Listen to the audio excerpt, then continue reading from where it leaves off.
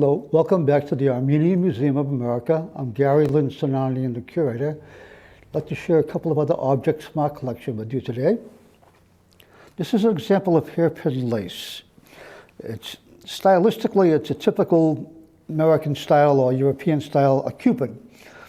But the workmanship is extremely fine with this. This is hairpin lace. These little loops look like they're a single thread, but they're not. They're actually a chain. And so this small chain makes all of these various loops, and it's filled in with the Cupid. This was from the collection of Ani and Zara Masaredjian. The reason I'm calling attention to this is because how do you make this kind of chain in order to create hairpin lace? This is a typical urban art. In the villages, they just made janya, needle lace with a needle and thread. That's all they had the resources for. But in the cities, they would often do European styles of lace too, including this one. And they would use a tool like this.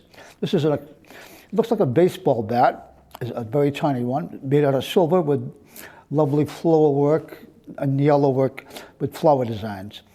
But actually, you unscrew it, your piece, and then you screw it together.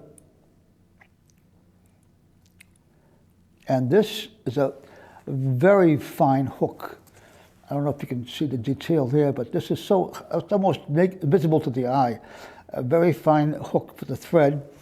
And so these thick threads are actually made out of thin thread, which is made into a chain stitch with this hook in order to create this.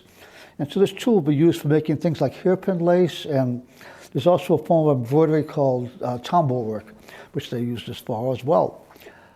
We're very lucky to have this piece. This piece was given by Flora Kashishin to the museum.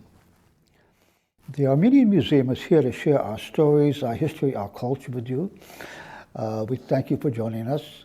We'd like to also thank Michelle Collegian for sponsoring this series. Until next time, stay safe.